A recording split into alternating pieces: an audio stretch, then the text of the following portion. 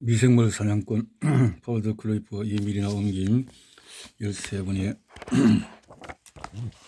지금 에를리히의 지금 염색을 통한 염료를 통해서 특정한 어떤 미생물이나 세포에 염색을 할 수 있는 것을 연구하는데 15년, 20년의 세월을 보내면서 뭔가 만들어가고 있는 중에 읽어봅니다. 시간은 2마리의 흰지 피하에 그 못된 트리파노점을 주사했다. 하루가 지나고 이틀이 지났다. 쥐들의 눈은 끈적끈적한 점액이 차서 감기고 털은 빳빳하게 섰다. 하루만 더 있으면 2마리 다 끝날 것이다. 그러나 기다려보라. 시간은 조금 구조를 바꾼 그 빨간 염료를 그 중에 1마리의 피하에 주사했다. 에를리히는 그것을 보면서 신경질적으로 걸어다니고 중얼거리고 몸짓을 하고 소매를 걷어 올렸다. 몇 분 내에 그 흰지의 귀는 빨갛게 변하고 거의 닫힌 눈은 원래의 눈동자 빛깔보다 더 붉게 변했다. 그날은 에를리히의 운명의 날이었다. 그날은 기회의 신이 호의를 베푼 날이었다. 4월의 햇볕을 받아 눈이 녹아내리듯이 그 트리파노좀들이 그 쥐의 혈액 속에서 녹아 없어져 버렸기 때문이다.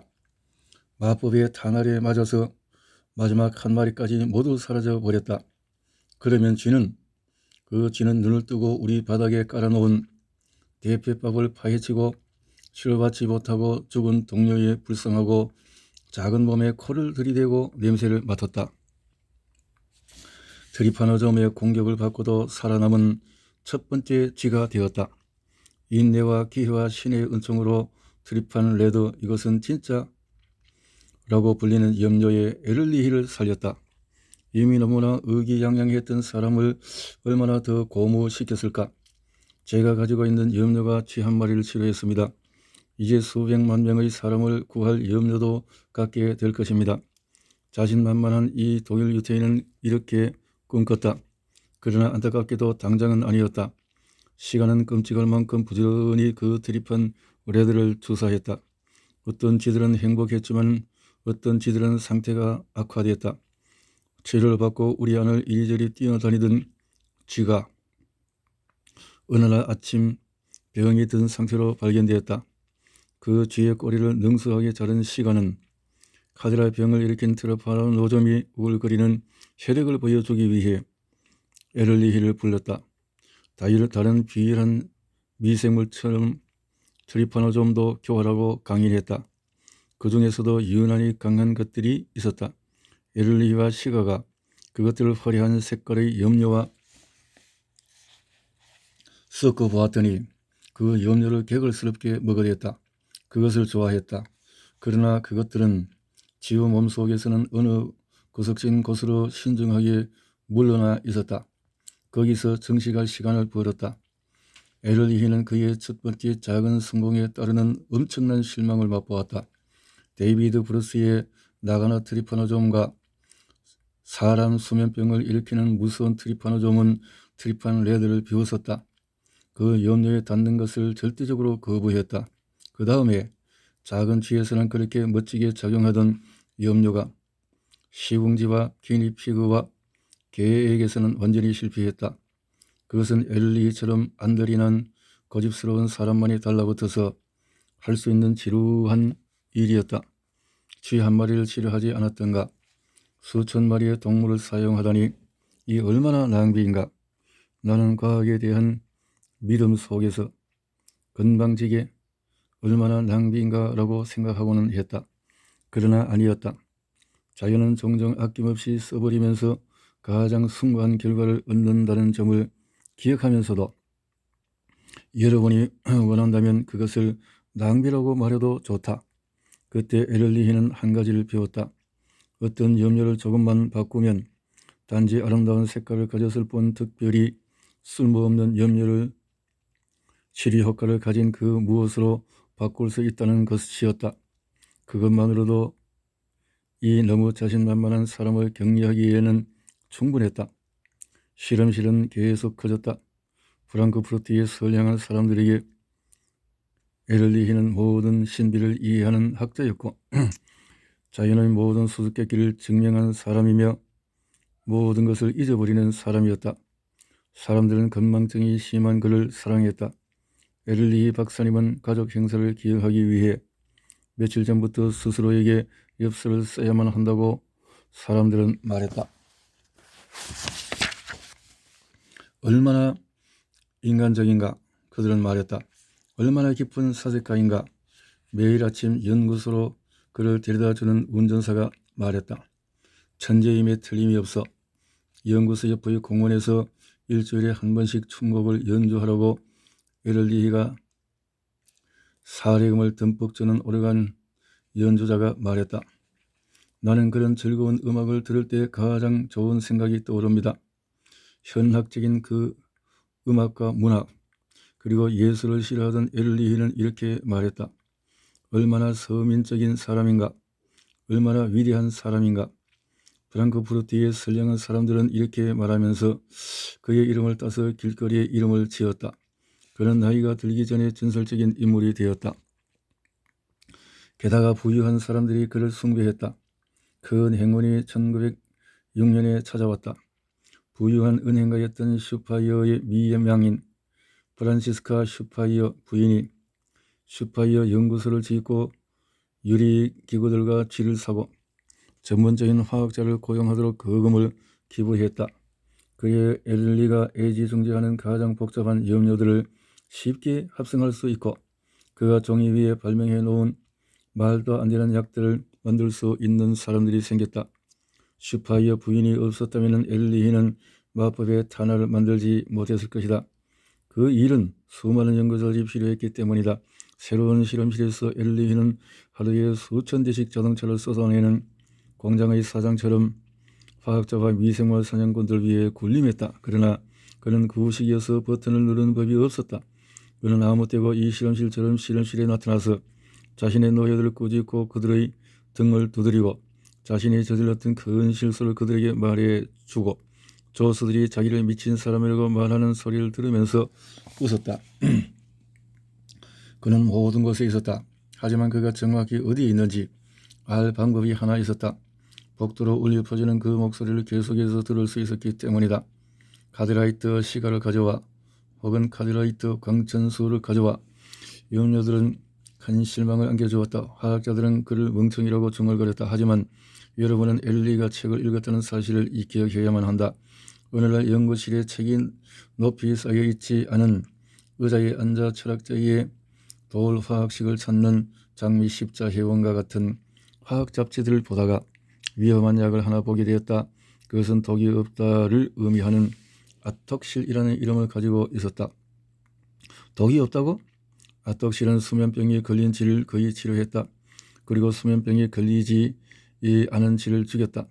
아프리카의 불쌍한 흑인들에게 아톡실을 시험했다. 그러나 그것은 치료 효과가 없었으며 흑인들이 수면병으로 죽기 전에 황당할 정도로 많은 수의 사람들이 완전히 장님이 되었다. 그러므로 이 아톡실이라는 약을 만든 사람들은 그들이 살아있다면 그런 형편없는 약을 만든 것을 틀림없이 부끄럽게 생각했을 것이다. 아톡실은 6개의 탄소 원자가 자신의 꼬리를 물려고 뱅글뱅글 도는 강아지처럼 원정을 이루며 연결되어 있는 벤젠고리 1개와 수소 원자 4개 그리고 암마니아 몇 개와 비소산화물 이것은 독성은 모든 사람이 알고 있다로 만들어져 있다. 우리가 이것의 구조를 조금 바꿔야겠습니다. 아톡실을 만들었던 화학자들은 그것을 파괴하지 않고는 구조를 바꿀 수 없다고 했지만 에를리히는 이렇게 말했다. 그리고 매일 오후 에를리히는 자신의 화학 실험실에서 분주하게 일했다. 그런데 그 실험실은 세상의 어느 다른 화학 실험실과도 달랐다. 거기에는 정력이 비커, 플라스크, 온도계 그리고 오븐도 없었고 심지어는 저울까지도 없었다. 그것은 마치 시골 약사의 조제 카운터 같았다. 그러나 한 가지 달랐던 점은 실험실 중앙에 있는 거대한 테이블이었다. 그 위에는 수없이 많은 병들이 줄지어 서 있었다. 라벨이 붙어있는 병과 붙어있지 않은 병, 알아보지 못할 정도로 휘갈겨 쓴 라벨이 붙은 병과 보라색 내용물이 테이블 위에 쏟아져 있는 병들이었다. 하지만 에를리히는 그 병들 안에 무엇이 들어있는지 다 기억하고 있었다. 이 병들의 정글 한가운데 분진 번화가 머리를 내밀고 파란 불꽃을 내뿜고 있었다. 어떤 화학자가 이런 실험실을 보고 비웃지 않을까? 여기에서 에를리히는 아톡시를 가지고 실험을 했다. 멋지다라고 소리치고 이건 믿을 수 없어라고 고함을 치면서 참을성이 많은 마르크 바르트 양에게 자신이 하는 말을 받아 적게 하고 그에게는 없어서는 안 될 카데라이트에게 호통을 쳐가면서 이랬다. 그 실험실에서 신들은 화학자가 될 수 없는 이 연구자에게 노련한 화학적 솜씨를 수여했다. 에를리히는 아톡시를 바꿀 수 있음을 발견했다. 그것도 조금이 아니라 많이 바꿀 수 있었다. 벤젠거리와 비소의 결합을 전혀 손상시키지 않고서 아톡시를 들어보지도 못했던 수없이 많은 비소 화합물 속으로 끼워 넣을 수 있었다. 내가 아톡시를 바꿀 수 있다. 에를리히는 모자도 쓰지 않고 외투도 입지 않은 채 그의 음침한 실험실을 나와 자신이 고용한 화학자인 알프레드 베르타임의 훌륭한 작업장으로 서둘러 갔다. 아톡시를 바꿀 수 있습니다. 우리는 아마 그것을 가지고 수백 가지 아니 수천 가지의 새로운 비소 화합물을 만들 수 있을 겁니다. 친애하는 베르타임, 그는 이렇게 외치고 1000가지도 넘는 환상적인 계획을 그에게 쏟아부었다. 베르타임은 그는 친애하는 베르타임이라는 말에 저항할 수 없었다. 그 후에 2년 동안 일본인, 독일인 그리고 말할 필요도 없이 유대인으로 구성된 연구원들 전체와 실험동물들 마르크 바르트 양과 레오폴트 양 그리고 카디라이트까지 모든 사람들이 요정과 난쟁이들이 일하는 땅속 제철소 같은 실험실에서 함께 고생을 했다. 그들은 606가지의 비소 화합물을 가지고 이것저것을 시도했다. 자신이 하는 일의 불합리성이나 불가능을 생각하지 않는 대장 요정의 힘이 그들을 덮고 있었다. 암살자의 심술 거준 무기를 어떤 사람도 생각하지 못했던 치료약으로 바꾸기 위한 일이었다. 그 치료약은 에를리히가 생각하지도 못했던 병도 고칠지 모르는 것이었다. 노예들은 주름진 이마에 친절한 회색눈을 가진 사람에게 영감을 받아 일했다. 마침내 그들은 아톡시를 바꿨다. 지들은 진짜로 치료할 수 있는 훌륭한 비소 화합물을 만들었다. 지들을 우리가 해냈다. 연구자들이 소리치는 순간 불운이 찾아왔다. 카드라 병을 일으키는 트리파노조음이 사라진 다음 이 멋진 치료약은 치료된 지들의 혈액을 물로 만들거나 혹은 치명적인 황달을 일으켜서 지들을 죽였다. 그리고 누가 믿을 것인가? 어떤 비소 치료약은 지들을 춤추게 만들었는데 잠시 동안이 아니라 죽을 때까지 춤추게 했다. 지들은 빙빙 돌고 위아래로 깡총깡총 뛰었다. 악마라고 해도 방금 죽음으로부터 구원된 동물에게 이보다 더 심한 고문을 생각해낼 수 없었을 것이다. 완벽한 치료약을 찾는 것은 어리석고 희망이 없는 것처럼 보였다. 그러나 에를리히는 이렇게 썼다. 그 지들에게 일어난 유일한 손상이 춤추는 쥐가 되었다는 것은 매우 흥미로운 일이다. 우리 실험실을 방문한 사람들은 춤추는 쥐가 엄청나게 많은 것을 보고 분명히 감명을 받을 것이다. 그는 얼마나 낙천적인 사람이었던가. 그들은 수없이 많은 화합물을 만들었지만 절망적이었다. 그런데 이상한 일이 있었다. 에를리히는 한 화합물을 너무 많이 주면은 동물들에게 위험하다는 것을 발견하고 아주 소량을 주어서 치료하고 했다. 하지만 제기랄 트리파노좀들은 그 비소 화합물에 면역을 갖게 되어서 전혀 죽질 않았고 지들은 떼지어 죽었다. 처음 시험했던 591 종류의 비소 화합물은 그렇게 냉혹한 과정을 겪었다.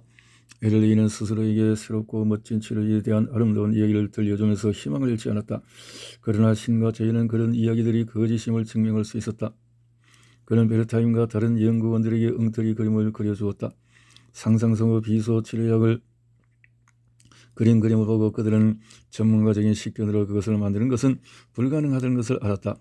에를리히는 자신보다도 많은 것을 아는 연구원들을 위해 어디에나 그림을 그렸다. 수없이 많은 종류와 식당의 메뉴판과 맥주집의 그림 엽서에 그렸다. 그의 연구들은 그의 불가능을 무시하는 것을 보고 기겁을 했다. 하지만 그의 굽히지 않는 고집스러움에서 힘을 얻었다. 그는 정말 열정적이야 라고 말하면서 자신들도 열정적인 사람이 되어갔다. 그렇게 돈과 에너지를 낭비하면서 그는 1909년 전성시대를 맞이하게 된다. 돈을 물쓰다 하면서 그는 신사를 넘겼다. 그리고 마침내 그 유명한 화합물 606을 찾아낸다. 여러분도 알고 있겠지만 베르타임의 전문적인 도움이 없었다면 그는 영원히 그것을 찾을 수 없었을 것이다.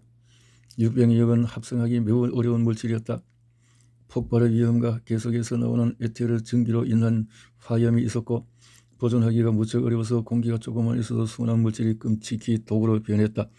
600은 유명해졌으며 디옥시 다이 아미노 아르세노 벤졸 다이하이드로클로라이드라고는 이름으로 축가를 받았다.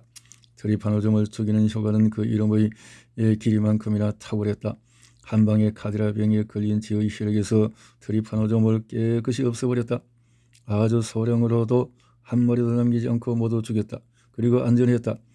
비서로 강하게 무적행했음에도 안전했다. 지들의 눈을 멀게 하지도 않았다. 혈액을 물로 바꾸지도 않았고 춤추게 하는 일도 없었다. 안전했다. 정말 멋진 날이었습니다. 오랜 세월이 지나고 늙은 카딜라이트가 말했다. 그때 이미 그는 몸이 많이 둔해져 있었지만 어떻게 에를리히를 돌보는 일을 그만둘 수 있었겠는가. 우리가 606을 발견했을 때가 전성기였습니다. 파스텔이 시대를 제외한다면 그보다도 더 분주했던 때가 미생물 사냥의 역사에 있었던가. 606은 안전했고 카딜의 병을 치료했으므로 지와 말들에게 좋은 일이었다. 하지만 다음 단계는 그 다음에 엘리는 행운의 상처를 입었는데 진실이라는 하나도 없는 이론을 읽으면서 일은 시작했다. 1906년 엘리는 독일의 동물학자 프리츠 샤우딘이 발견한 손잡이가 없는 나사 모양의 가늘고 희미한 미생물에 대한 논문을 읽었다.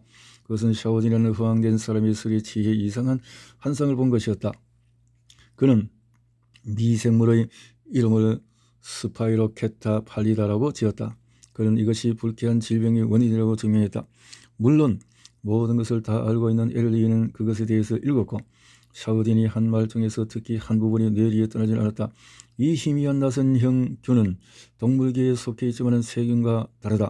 사실 그것은 트리파노즘과 매우 유사하다. 나선균이 아마도 가끔씩 트리파노즘으로 바뀌는지 모르겠다. 나선형균이 트리파노즘과 관계가 있다는 것은 샤우딘의 비현실적인 추측이었을 뿐이지만 에를리는 이걸 타올랐다. 만약에 그 나선균이 카디라 병의 원인 트리파노즘의 사촌이라면 606이 그 나선균을 죽일 것임에 틀림없다. 트리파노즘을 죽이는 물질이라면 그 사촌도 죽일 것이다. 에를리는 그 두 미생물이 사촌이라는 증거가 없다는 사실에 전혀 개의치 않았다. 그렇게 그는 자신의 전성기를 향해 행진해갔다. 그는 엄청난 명령을 내렸다.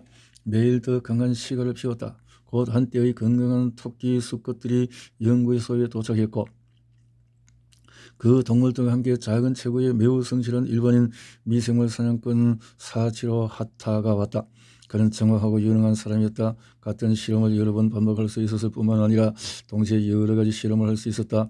하타는 엘리에게 필요했고 치밀하고 기억력이 뛰어난 사람이었다. 하타는 희미하지도 위험하지도 않은 나선형 균을 상대로 606을 가지고 긴 실험을 했다. 닭을 죽이는 나선형 균이 있었다.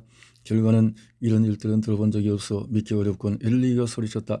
나선형 균이 혈액에 우글거리던 암탉과 수탉에게 606을 투여하고 난 다음 날 그 암탉들은 꼬거대거렸고 수탉들은 점잖게 걸어다녔다. 정말 훌륭했다. 하지만 그 악명 높은 병은 1909년 8월 31일 엘리와 하타는 훌륭한 토끼 수컷 한 마리가 있는 우리 앞에 섰다. 그 토끼는 25센트 동전보다도 큰 끔찍한 궤양으로 추하게 된 음낭을 제외하면 모든 면에서 건강했다. 그 궤양은 재지은 벌로 얻은 나선형 균 때문에 생긴 것이었다. 한 달 전에 하타는 그 균을 토끼의 피부 밑에 넣었다. 하타는 그 궤양에서 얻은 체액을 현미경 렌즈 밑에 조금 놓았다. 암시야 현미경의 검은 배경 위에 균체의 측면을 때리는 강한 빗줄기 속에서 무수한 나선형 균들이 수만 개의 은으로 된 나선형 송곳들이 앞뒤로 움직이는 것까지 빛나고 있었다.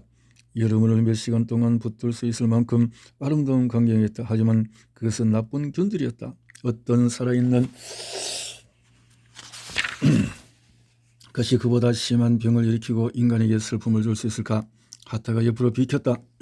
엘리가 그 빛나는 광경을 내려다보았다. 그러고 나서 하타를 보고 요 토끼를 보았다. 주사를 놓읍시다. 엘리는 말했다.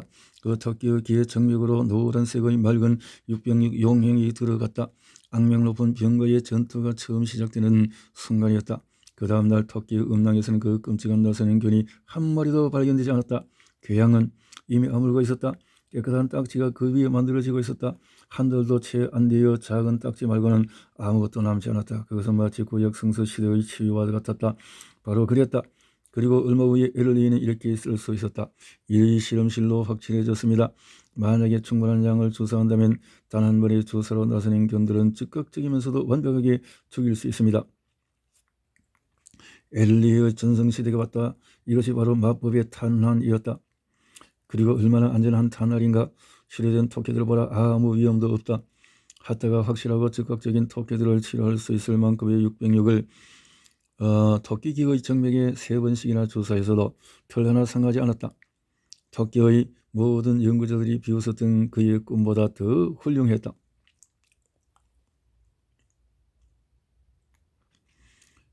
이제 그가 웃을 차례였다.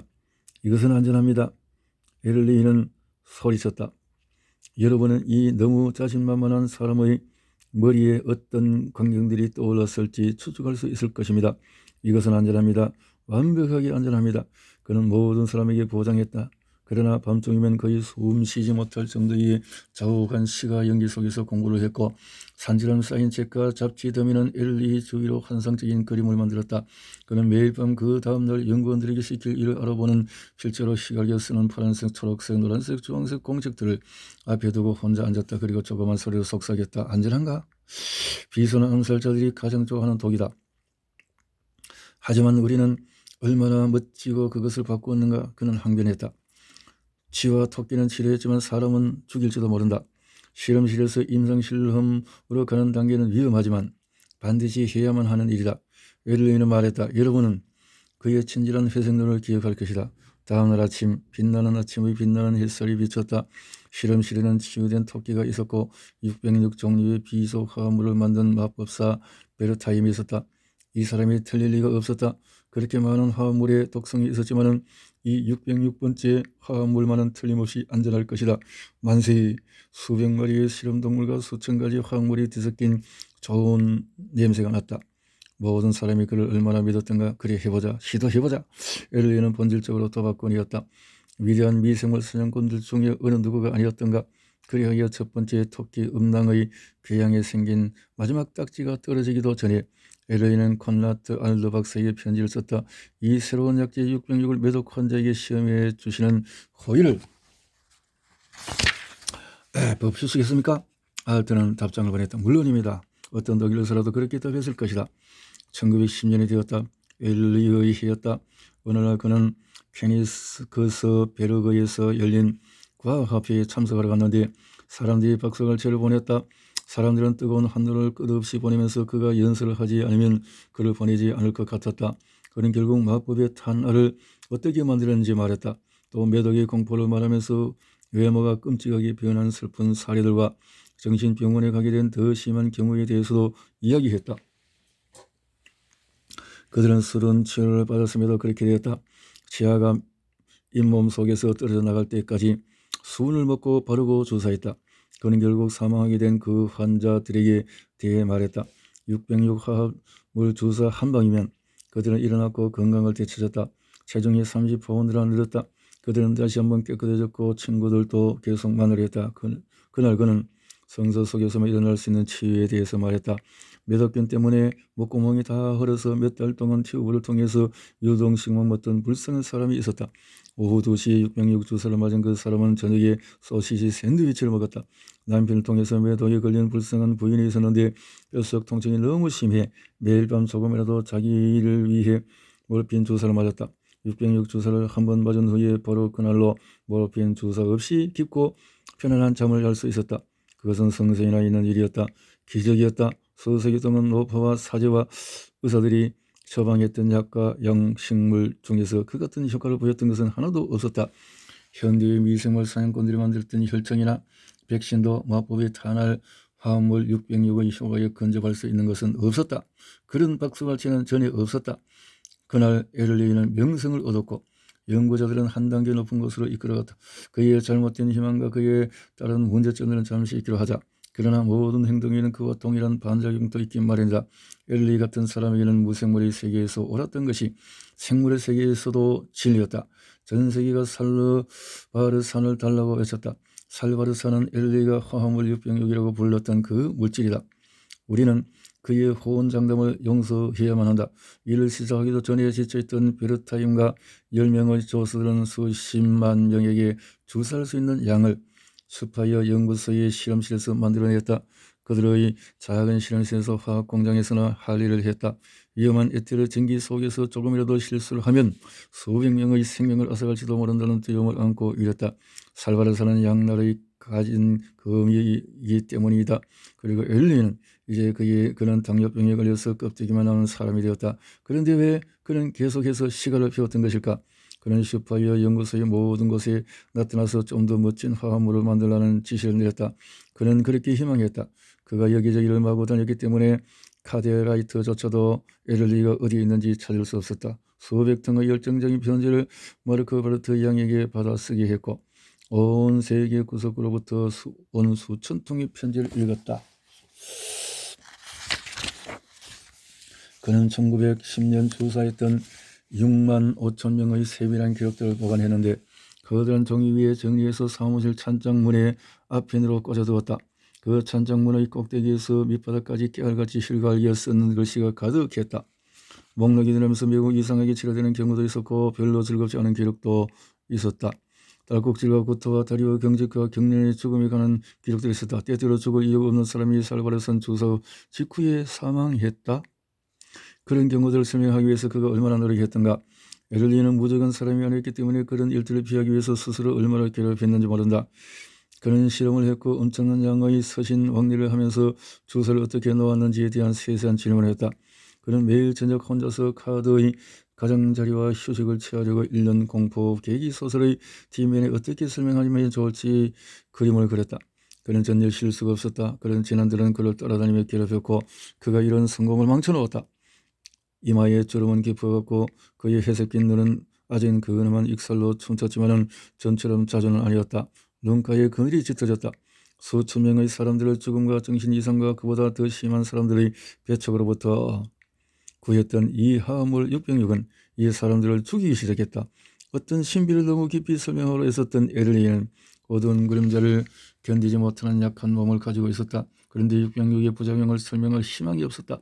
10년 후 에를리는 마지막 검은 시가를 피웠다. 육병육은 에를리가 거둔 승리인 동시에 그의 이론에 대한 마지막 반박이었다. 화합물 육병육은 낯선 연경과 화학적으로 결합해서 그들을 죽인다. 그리고 그것은 인체와는 화학적으로 결합하지 않으므로 손상을 주지 않는다. 이것이 그렇게 자주 틀렸던 그의 이론이었다. 안타깝게도 이 예민한 화합물 육병육이 그토록 더 예민하고 잘 모르는 인체에 무슨 일을 하는지 아직은 모른다. 엘리는 수천 명의 사람들 중에서 한 번은 마법이 타널이 두 가지 방향으로 발사될 수 있을 거라는 예측하지 못했던 잘못에 대한 벌을 받았다. 하지만 그가 사람들에게 가져온 축복으로 그 잘못은 용서받을 수 있을 것이다. 위대한 미생물 사냥꾼들은 항상 도박꾼들이었다. 에르리인을 선량하고 용감한 탐험가라고 생각하고 그가 구한 수천 명의 사람들을 기억하자.